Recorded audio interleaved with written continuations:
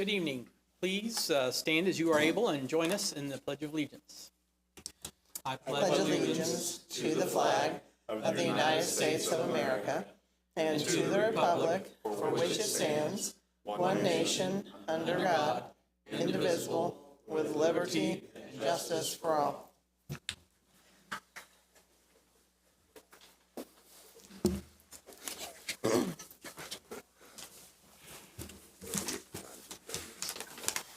Welcome everyone to the Board of Trustees meeting for the School Town of Speedway for the 12th of August 2025. This evening's agenda has 16 items, and the first agenda item is to approve the minutes from our last meeting on the 8th of July 2025. I move that we approve the minutes for the July 8th, 2025 meeting. I'll second. Thank you. Is there any discussion on those minutes?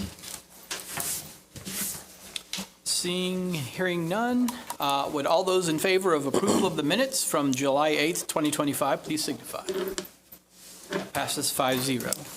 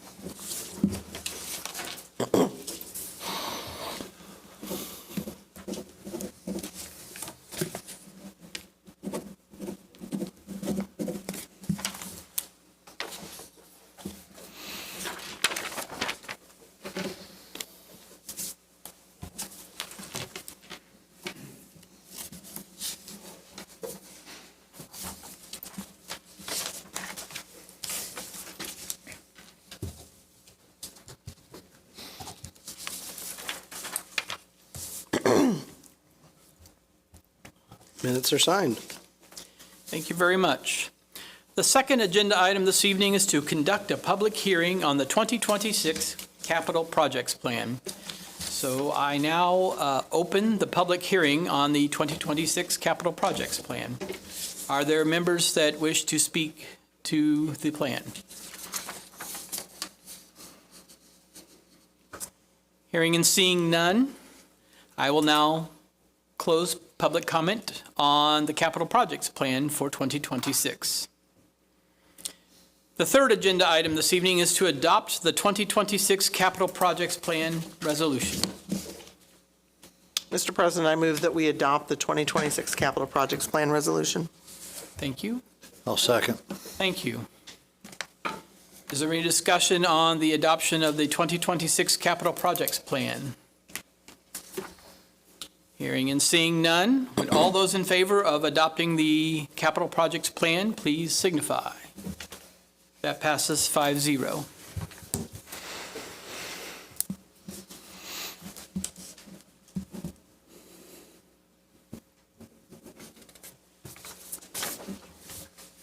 Two copies.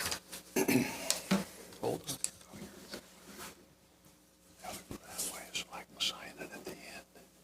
I hear you. Copy.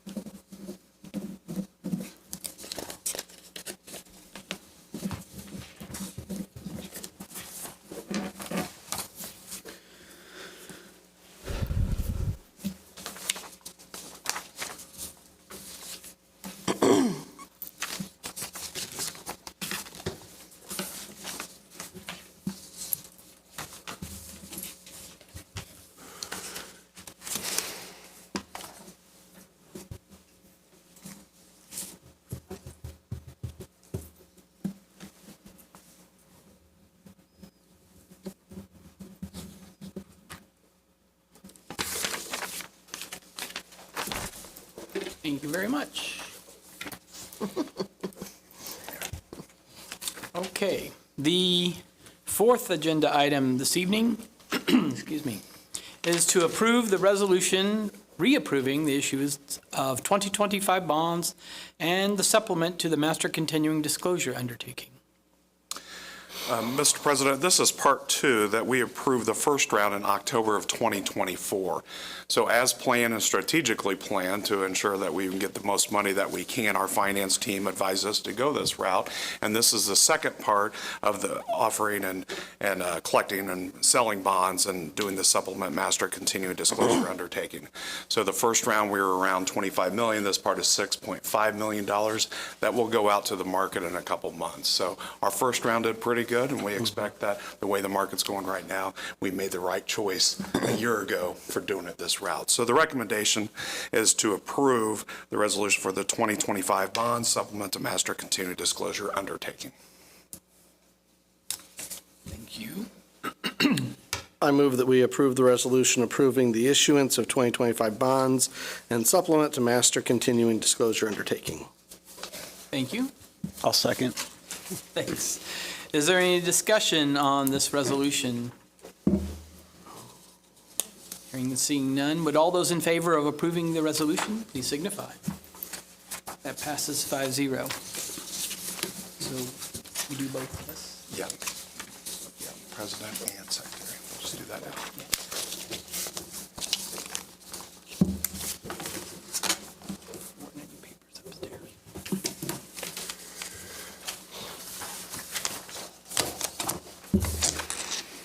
That's from my smaller.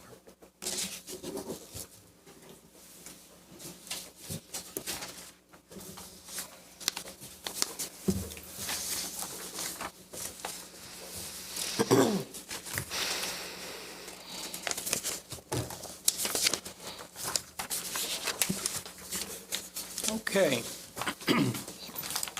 The fifth agenda item this evening is, You have a stack. Can you put that with the note? Yep.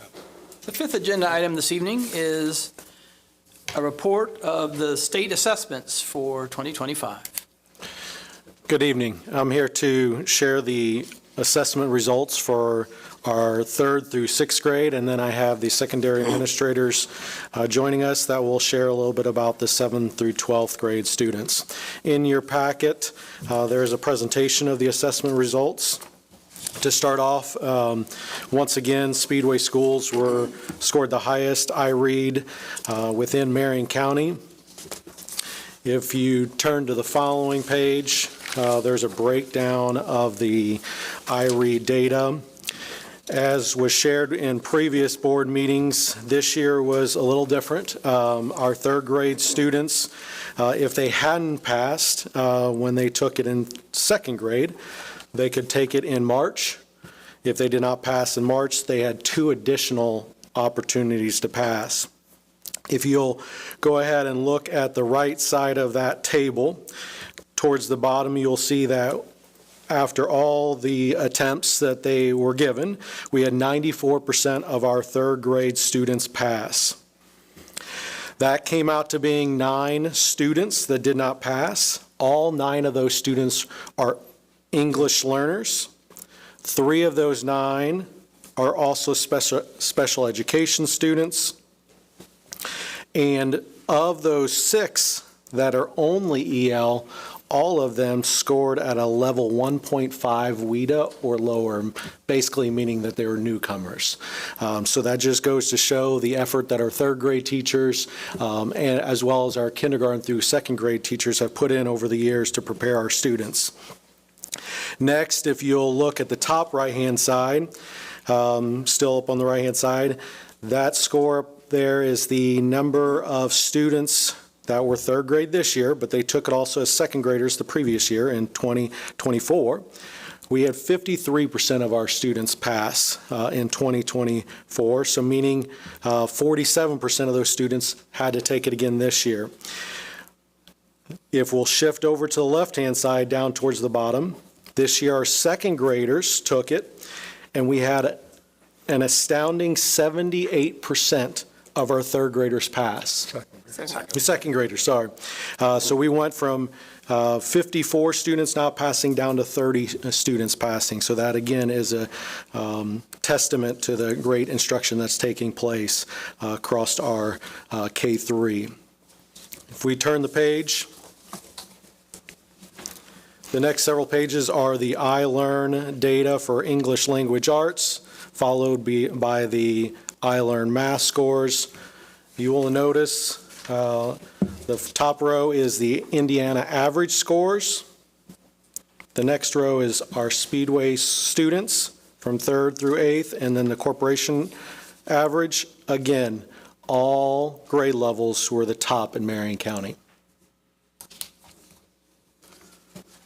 If we continue to the following set of tables, we also have state comparisons. How are our students doing in comparison to the other corporations in Indiana?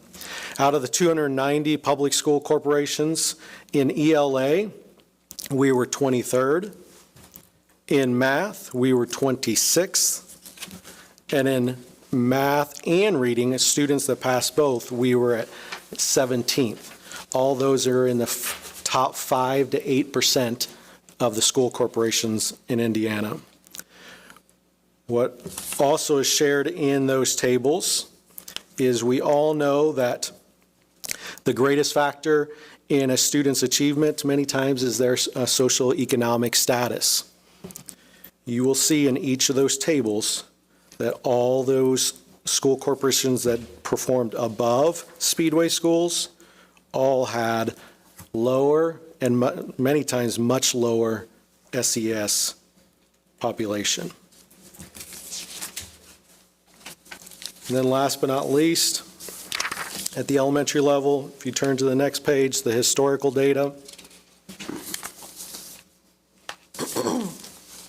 gives you a snapshot of how our students have performed since 2019, which was year 1 of iLearn, all the way up until this year in 2025, year 6. We had several grade levels go up, a couple go down, but overall very pleased with how our students performed in 3rd through 6th grade. At this time, I'll welcome up Mr. Grove.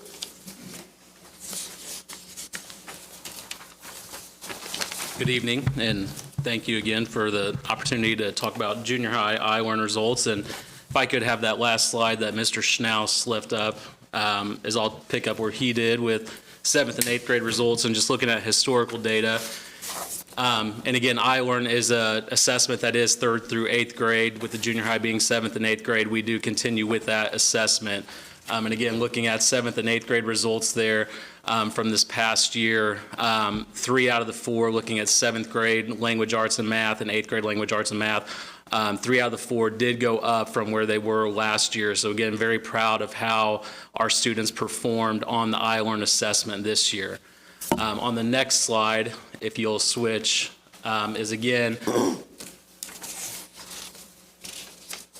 this is just a breakdown of looking at Speedway Junior High School versus all of the other Marion County middle school and junior high schools versus the township schools. And again, looking at the areas of English language arts, mathematics, and then again, students who achieve proficiency or above proficiency in both categories. And again, very proud to say that our students rank #1 in Marion County in all 3 of those categories, just as they have for the last several years. And so very proud of our students. One thing I'll say about iLearn this year that was just a little bit different is one part of the assessment for the English language arts is a big part of it is the English performance task, is the writing essay, due to some changes that the state made this year that very minimal impact, but that wasn't scored for 3rd through 8th grade. So the essay that they write was not scored.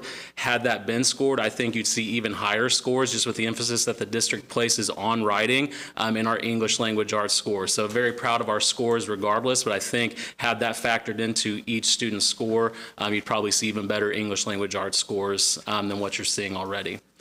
One thing I wanted to talk about with junior high as well that's different from 3rd through 6th grade is last year, it's now taking change for everybody this year, is the iLearn checkpoint assessment that's coming up. And that's a new formative assessment for everybody this year. In 24-25, it was offered statewide as a pilot program. Around 70% of the schools in Indiana opted into it. Here in Speedway, we were the only building that did. We wanted to kind of get a jump on what this was going to look like. And so if you will, just put on the next slide after that, some of the things that we, if you are not familiar with what the checkpoint assessment looks like, compared to what the district has used for formative assessment, which is NWEA, there's some similarities. They have 3 assessments that come throughout the year, fall, winter, and spring typically. One big difference is NWEA assess essentially on year-round standards, whereas checkpoint will be aligned to specific skills that will be tied to that particular checkpoint. So the one in the fall will have standards that are tied to that checkpoint, same for the winter, and then same for the spring. When we look at the checkpoints, those, again, there's still the summative test that the students will take in, mid-April to early May, along with those checkpoints. Now, on the next slide,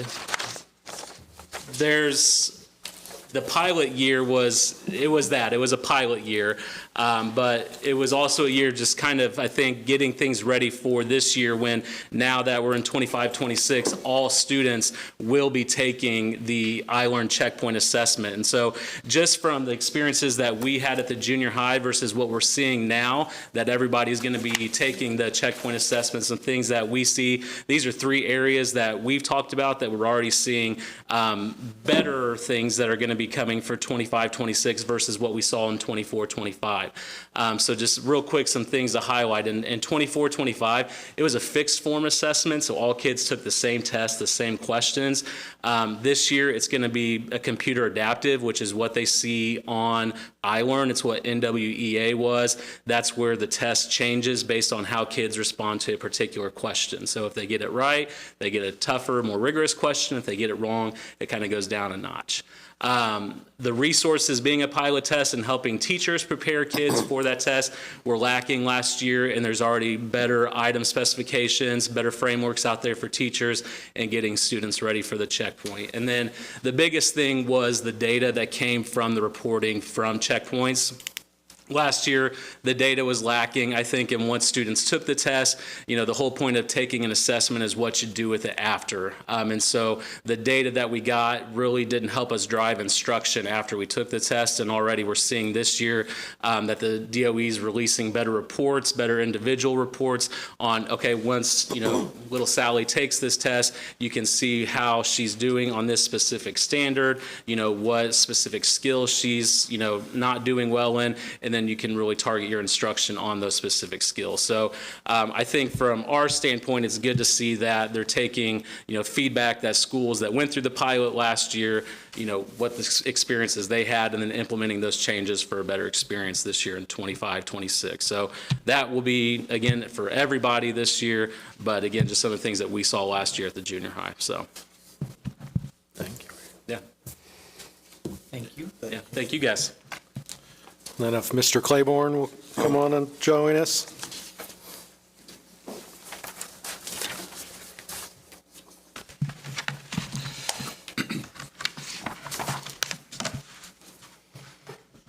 All right, well, I also have good news for the board. I'll start off with our spring SAT results. Remember, the juniors take this for our school accountability.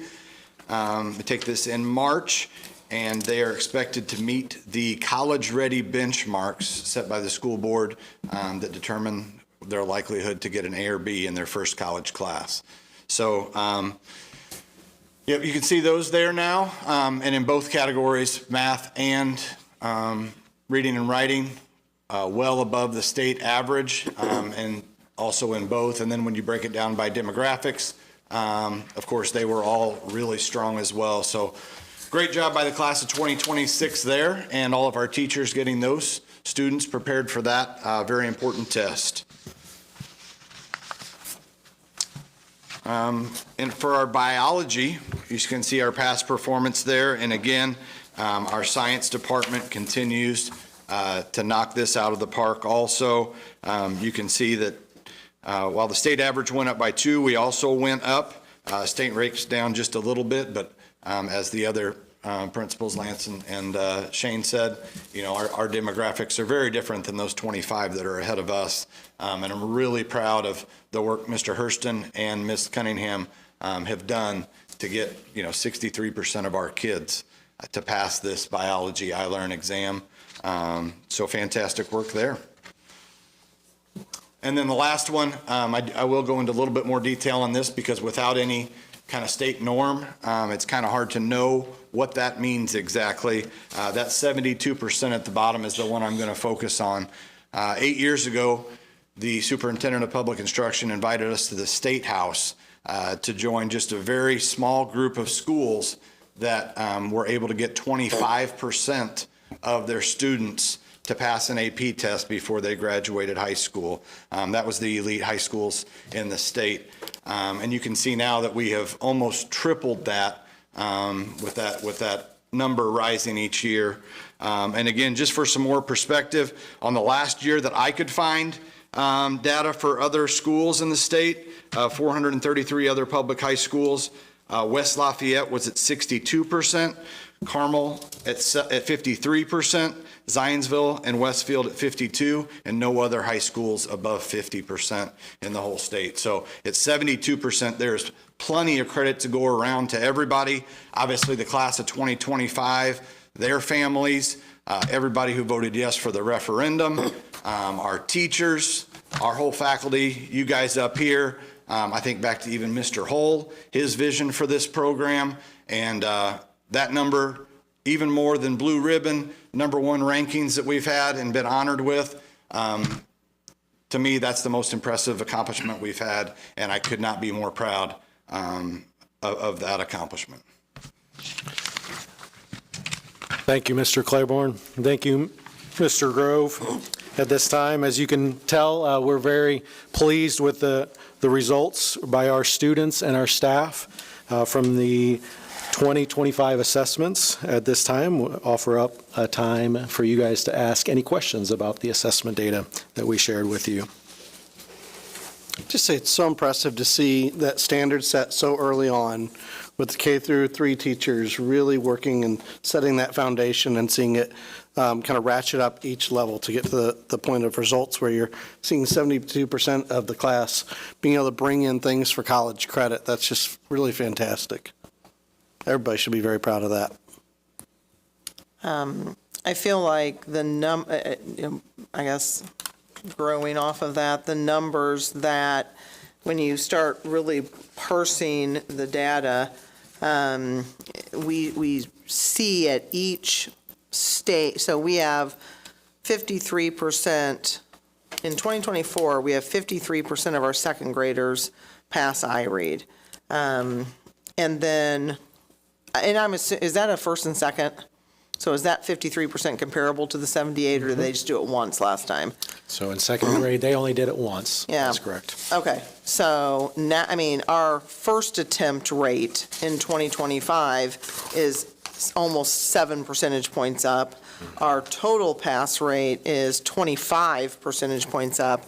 And then, I think the way you think about this is then as a third grader, those 57 students are the ones who didn't pass, and we get 75% of them to pass.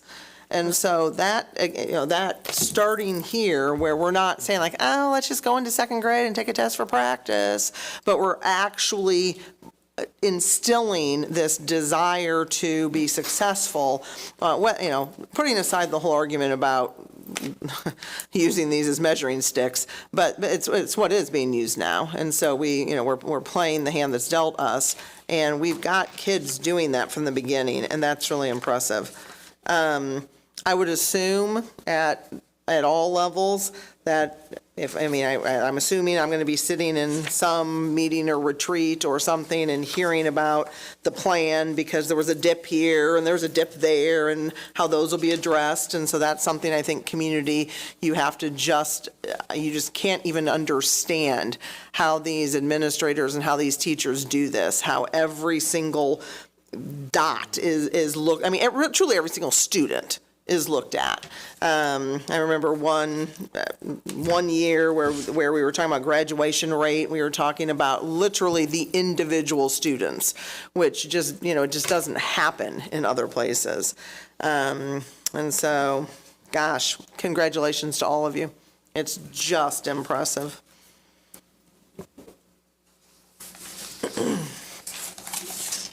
Thank you all very much for that impressive news. We appreciate your efforts, and we appreciate learning more about how our students are doing. The sixth agenda item this evening is an enrollment update on the current academic year. I can give you an answer why those things are those test results are so good.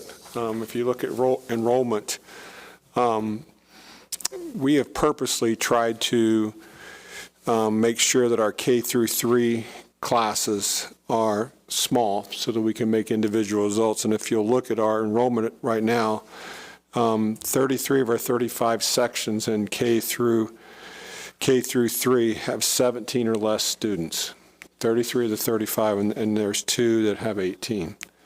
So that's a significant way to make improvements with kids is small class sizes. In the 4, 5, and 6 classes, 17 out of those 18 are 24 or less. It's incredible that what shows you what small class sizes do with results and also with great teachers. Right now, our junior high is the lowest it's been in the last several years, and that is that it has 220 students in it right now. 2 years ago, it had over 300 students in it. And our high school right now is about 580, and it will get some of these smaller classes in the next couple of years, and it'll be interesting how that works. But our enrollment right now, as of today, is 1,678 students, and I'm sure that will change tomorrow, and the next day, and the next day. I didn't find anything on the... My Siri watch is talking to me, but we'll welcome those students into our school district. So that's it on enrollment. Thank you very much. The seventh agenda item this evening is a presentation about the 2026 school budget. Thank you, Mr. President. We are seeking approval by consensus to advance this budget to the Speedway Town Council next Wednesday at 6:30. So this is for your consideration of that action. It's my intent to review the spreadsheet that we have here, budget presentation on 5 funds and our tax rate. The last 2 agenda items are not possible without the people, the leadership at this table in front of me, surrounded to make those test scores work. Now, I'm proud to say since I've been here, since 2014, it's still been the same. Make a small classroom with great teacher in front of kids, and focus on math, reading, and writing, and have a culture where kids can learn. Eliminate distractions. And if somebody had to ask me what this budget's about without me reading my notes, that's exactly what I would say. Everything that we do, we try to put it in the classrooms for support to the student. Of course, the teacher's a big piece, but we have a lot of other things such as paras and coaches and principals, assistant principals. We have a lot of people around us, people to keep the rooms clean, people to keep the rooms heated and cooled. It is a team effort, and I can't say how proud I am of everybody to get to this point. So this budget, if you've watched the news, we're still waiting on our assessed value, which drives a lot of what our budget does, but we think that we're pretty close where we're at here. In other words, as soon as we get that, we can plug in the numbers, we can move forward. But the budget won't change because we're going to support kids in a classroom. So if you put up my first screen, please. The first fund is the education fund. The number 1 revenue source is the state support. And I'll stop right now and thank Nancy Johnson for all her hard work for this. We spent the last 2 weeks waiting for numbers to try to update this, and this is all for 2026. So we predict a lot 6 months from now, all the way from 6 months, 12 to 18 months. Everything for next year is designed into this budget. So our state support and the revenue is the highest, and that's what we get from the state. So the ADM, what that means is how many kids we get will trigger how much money we get in the state support. We also have summer school from the state, interest, cell phone towers, ECA revenue, reimbursements, other revenue, and transfers that equal $22,349,870. The revenue or the appropriation for what we pay out of that is for the teachers, for special education instruction, summer instruction, enrichment. These are things we talk about throughout the whole year. That comes out of this fund. So you can't just pay for an air conditioner out of the education fund. It has to be what we appropriate today. What we'll be appropriating this month has to come out of certain line items. And just to let people know, we have thousands of line items that has to come out of that. So just to give people an understanding, that's where the education fund is. It's a big chunk of money, and again, we do a great job of the revenue coming in and appropriations out. The second fund is the operations fund, and this is now, as taxpayers, as the operation fund is one of a few that we collect on. The rate is typically, we go high on this, a 0.3292, and we always estimate high, and it'll come in lower when the DLGF gets a hold of this. But that's what we do to balance the budget here on this. Property taxes, the revenue comes in. You can see the other taxes, interest, and the cash balance and property tax cap. So those are all things that we have to take in consideration with the revenue. The appropriations from that is anything outside of the classroom. And again, we have lots of line items here that gets taken out of this. In general, the district administration, central office, maintenance buildings, maintenance grounds, equipment, liability insurance, just the physical plant in general, professional services, equipment, and transfers and emergency fund. So there's a lot of items that come out, but that equals $5,205,629. The next is the referendum. This year we have a 0.5278 rate, and we are going to try our best, and I think we're going to be able to do this for the 2026, 0.5277. So we're going to go a little less than we did last year in the referendum. We get the referendum through the cash balance, property taxes, and the other tax of excise, financial fit, we call that interest, appropriations. This is where we get the bang for our buck, because the education can't support our small classes. The education fund alone cannot support what we do. The referendum comes in and we're able to increase teachers, we're able to increase support to the classroom, which is really where we get the bang for our buck for our state assessments and how the achievement is what it is every year. This pays for the AP program, pays for things across the board of all these programs and things that our kids get to do. And we have Dan Mabel here and Eric Rose, but we're going to talk about other things that this all trickles down to give our kids a great experience. And they're able to walk out of our high school, if they're with us, kindergarten all the way to high school, you know, there's no doubt in my mind they can't be a sophomore in college when they walk out of our school. And this allows that to happen. The next is the debt fund, and if you've driven down 25th Street, you can see that we have a couple projects going on right now. This is the increase on that to 0.3453. Again, we're waiting on the assessed value to find exactly where we need to go on that, because we have a bill coming in that we have to pay, so we have to adjust that slightly. But that's the debt fund. Rainy day fund, we're very healthy right now. The cash balance is $6,829,665. We've done a great job in the last 5-6 years to build this. As projects are coming up outside of the bonds, we'll still have many projects that are on the list that we have to accomplish and to get done with this money. So we're in a very healthy state right now financially. So finance is good. We have the vision of continuing to keep classrooms small with great instruction, with our focus on reading, writing, and math, and a great culture. And it really comes down to this with the rest of the people of where were we, where are we at now with our tax rate. We will still be one of the lowest in Marion County.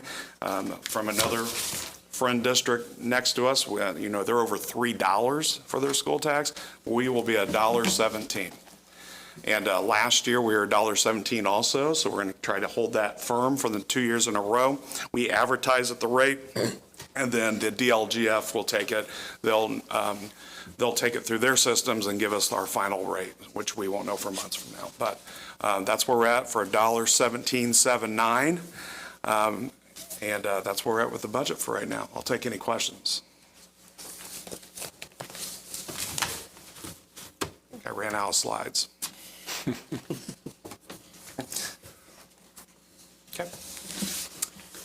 Is everyone in favor of moving this budget forward to the town council for their approval? Yes. All right. By consensus, that's what you should do. The 8th agenda item this evening is to approve a resolution authorizing the superintendent to reduce the 2025, the current calendar year's budget appropriations across all funds as necessary to fund the 2026 next calendar year's budget. Thank you, Mr. President. At the end of this calendar year, we will have a more accurate idea of how much less we need to spend to balance the next budget. So we usually cut this budget to pay for the next one. The difference of the two amounts provides the school corporation with usually a high balance of cash, and we use this cash balance in the calculation again for next year's budget. As generally this happens in late December, where I'll bring up this to the next December board meeting. But we'll ask the board to adopt this resolution, which authorizes the treasurer and the superintendent to reduce appropriations in 2025, which means we will not spend those funds to extend necessary to fund the 2026 budget. I move that we approve the resolution authorizing the superintendent to reduce the 25 budget appropriations across all funds as necessary to fund the 26 budget. I'll second. Thank you. Is there any discussion on this resolution? All right. Would all those in favor of approving the resolution to authorize the superintendent to make the reductions necessary to the 2025 budget appropriations across all funds to fund the 2026 budget, please signify. That passes 5-0.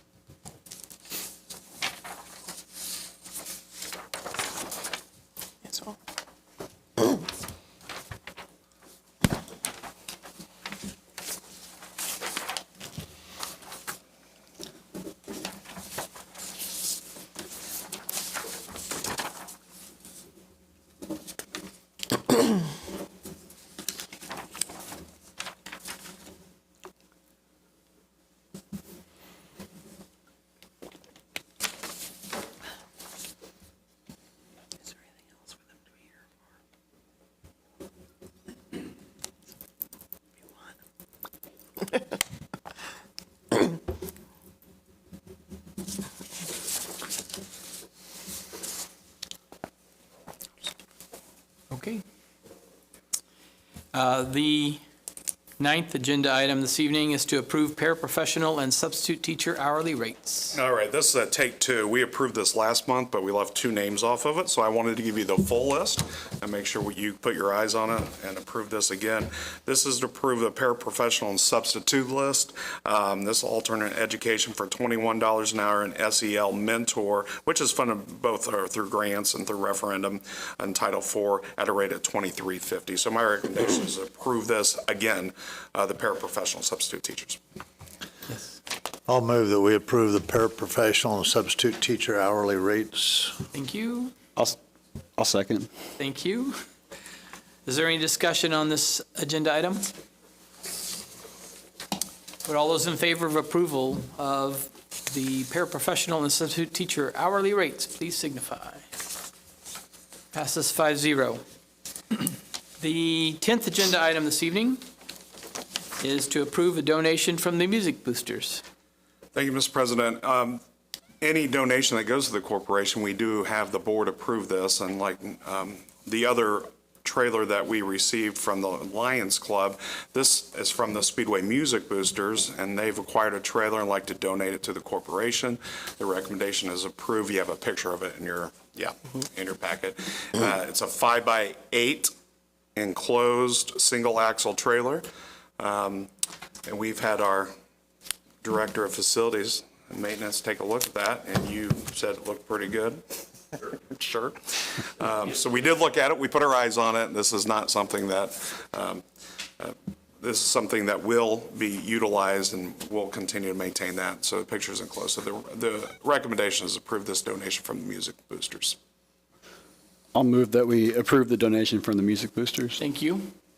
I'll second. Thank you. Is there any discussion on this donation? Nothing other than, thank you. Thank you. Yeah. So, that's wonderful. It's a good-looking trailer. Yeah, it's great. Okay, would all those in favor of approval of accepting this donation, please signify. That passes 5-0. Thank you again very much. The 11th agenda item is a report on the Speedway facilities.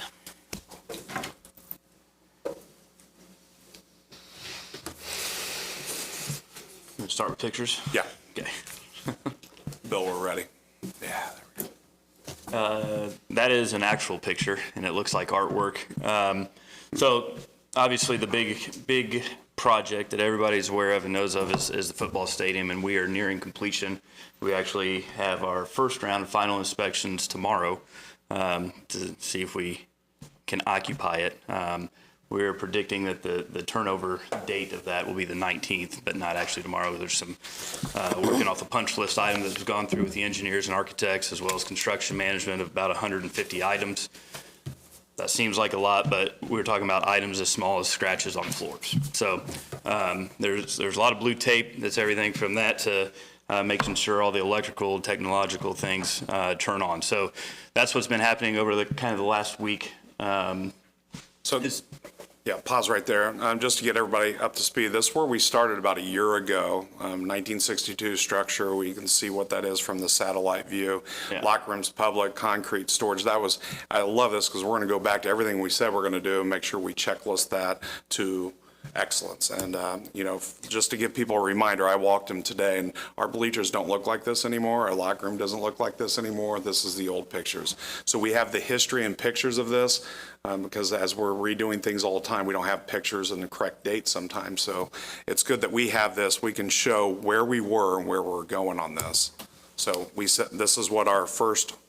I'll let you take it. And going back to those pictures you just showed, you talk about occupancy. We were on the verge of not being able to occupy that previous stadium. So now we've come full circle to the other way. We're going to be able to occupy because we've updated. So that it is kind of the full circle moment from those pictures to what is currently out there and will be coming in the coming weeks. So these were the initial renderings that we pushed out. That is a drawing, and that's why I made that comment earlier, as you can see how closely related to what was in somebody's mind that has actually come to fruition out there. There you go. There's another picture from the press box. That's when they're putting the press box on top. You can't tell in that picture, but they do have all of the rails around the outside, so you will be able to stand on top. Not you, the general public, but it will be used to stand on top and coach football. Yard of bricks at the 50-yard line. Obviously an ode to the start-finish line at the track. The video board just went in and is now operational. So we've got to play around testing that. It's pretty magnificent. So all kinds of cool features that will, aid the fan experience. This is the face of the building right now. It's been going, repairs, patching from just damage and shipping, whatnot, power washing. You can see the big blank area in the middle. That is going to have that same S as a backlit S that's in the center of the field. Which is really kind of the one hang-up item that we're waiting on. We've got the lockers in, the doors, the locks, all those kind of things are here, but that is kind of the cherry on top that we're waiting for the building to truly be complete, other than, of course, those punch list items. You can see the straw and some of the landscaping has been placed which is, so all the site work now is finished, minus a handful of areas where we are fixing some cracks in concrete, again, going back to the punch list. So it was all complete, but now it's just making it the product that we want and we're promised, which they're doing a great job of. And then we went real quick. Yeah, so that is a view from the top of the press box.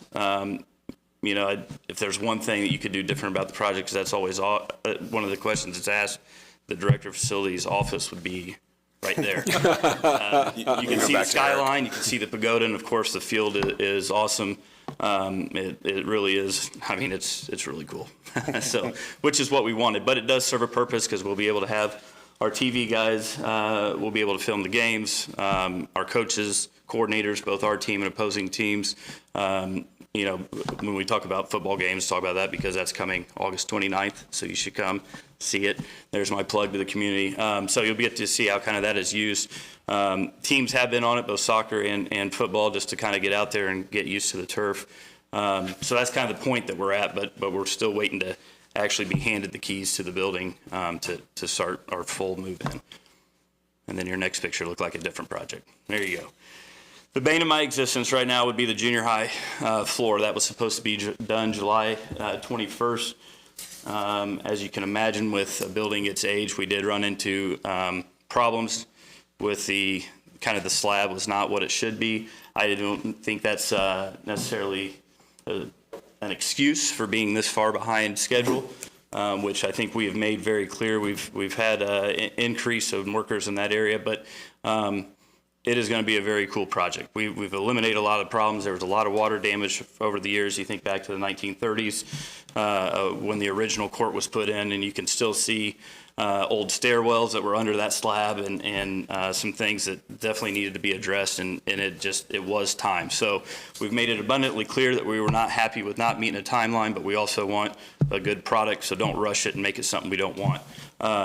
So having met with the guys today, they're still shooting for the end of August to be the complete date. I personally would be shocked if they hit it, but they are doubling up their crews as of this afternoon to start putting down the maple, and the maple is the actual playing surface. So what you saw in those pictures is the underlayment. It's kind of the subfloor. So now the pretty stuff will go on top. So that process is pretty stuff gets sanded, painted, with our new logo, not new logos, but new design, new paint scheme, all that kind of stuff. So it'll look a little bit different, but still have the old charm of the junior high gym that I think we all love, or at least I do. So that's the update on that. And I think that's probably all the picture stuff. A couple other projects. We have had the signed proposal. We're in the design phase right now for Allison HVAC. We're hoping that goes out to bid in October, if not before. So they're going through the planning phases of what it actually will take, what that implementation will look like, so that we can start that potentially before the end of the school year this year, but the heavy construction will take place during 2026. So that's kind of the big thing. Some other small things that we've done, all the dispensers throughout the school, so your toilet paper, your soap dispensers, paper towel dispensers. We've gone uniform across the school, which is not that exciting, but it will have a clean look if you come visit. It should all match throughout all buildings, and the corporation still going through punch lists from that. And hopefully we'll save a little bit of money on the back end with supplies. So that's a little bit of change that every school got. Actually, as I was just sitting here, we got the last estimate that I was waiting for some of our ADA accessibility things that we're looking for at the high school. So we'll be ready to move forward now that we've done our due diligence on getting the proper pricing, make sure we're getting the correct scope nailed down. In addition to that, we will have some additional parking lot paint to indicate some of those no parking areas, fire lanes, handicap accessible ramps, etc. Will kind of coincide with that, and you'll see that take place at the high school and hopefully a couple areas at the junior high. Some of the other projects that we've talked about, things that are happening in the auditorium, Wheeler windows. We have the information that we need on that. It's just what the next step is. So the Wheeler situation would most likely be a public bid given the significance and the scope. The auditorium, we're ready to push go when it makes sense in the timing of the year with band concerts and some of the other activities that we have going on there. However, there's this thing called a Lilly grant that could maybe beef up what we do there. So that we're a little bit in limbo until we have an answer for sure on what direction that's going to go. So can we take it as grand as we want, or can we make it still nice but within our means, so to speak? So those are the big punch list items. Always a million other things going on, but they're not near as exciting as what's going on that you can see. If you move to Building C, we didn't have pictures up here. You'll really start to notice a difference come Monday on that. And when I talk about Building C, I mean Project C. That is the new Ox Gym. When I say you'll see a significant difference, I mean, obviously you can see the dirt piles and all that, but precast is coming Monday. If you don't know what precast is, that's the walls. So you'll start seeing it look like a building starting on Monday. There's 33, I think they said, panels that they'll start erecting over the next 2 weeks and make it look like that box you've seen in the renderings. So that's good. That means we'll be under roof by the winter, which means they'll hopefully stay pretty close to their schedule of being done in June of 26. I think that's about all. Nothing else going on? Yeah, well, yeah, but nope, that's it. Well, thank you very much for all that. Sidewalks to the baseball, sidewalks to softball, they're in. They're in. New sidewalks, landscaping across, I mean, it's beautiful right now. And any plant that you see that's maybe brown, we'll make sure they're green eventually here. I thought it was school colors, they said no. Okay, yeah. Yeah, I was going to close on that. So the first one is, yeah, we're going to have an open house ribbon cutting, and that will be on Wednesday, August 27th. What time did we say? 6 o'clock.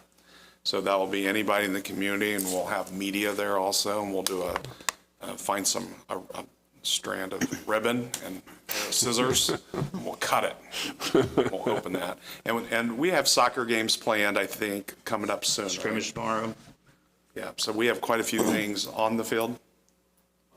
On the grass from that. So, but I mean, after the ribbon cutting, then I know the game, and it's just jam-packed as soon as we get this thing rolling. So we're excited about that, without a doubt. Yep. It's not going to be completed 100%, because we still have some things to do on the outside and with the parking and some other things, but we'll be operational, and we can have football games on that on the 29th. It'll be completed enough to where the general public won't know what else needs to be completed. Yeah. So. Yeah, we were, Mr. Disney and I and Mr. Schnaus, we were in the concession stands today, and if you've ever been in our old concession stands with the water coming down on you while you're grabbing the popcorn next to Mr. Mouse, Mighty Mouse, it was nice. It was air conditioned. It's just beautiful, and it's clean. It's going to be nice for our community for the next, hopefully, 50, 60, 80 years. So can't wait for everybody that can see it and walk through it and see what our kids are going to have an experience. It's going to be something special. So again, that's the 27th. We'll get that out on our PR and get it out on Parent Square, and also with Cheryl from the town on that. Waiting on that occupancy to push that stuff out. Yeah, that's right. We could talk all night probably on facilities, but we're going to shut you down. All right. So, okay. Thank you very much. The 12th agenda item this evening is to approve extended contracts. This is a routine matter here that we do every year at this time. My recommendation is to approve Mr. Smith, Mr. Bennett, Ms. Davenport for 5 extended days as they come in before and after school. Sarah Ackerman for the 1-period innovation class, and that's been tremendous. And Craig Morrison, our new APC teacher, we pay him for an extra period, so he teaches 7 straight, I believe. Is that right? Yeah, well, no prep. He teaches straight through, so he's doing a tremendous job. So my recommendation is approve those following extended contracts like we've done in previous years. Mr. President, I move that we approve the extended contracts. Thank you. I'll second. Thanks. Is there any discussion on the approval of the extended contracts? I'll recuse myself. Okay. All right, would all those in favor of approval, please signify. And that passes 4-0. The 13th agenda item this evening is the acknowledgement of grants received to Speedway schools. And now I got to go find the sheet. I got it. 7/30/21.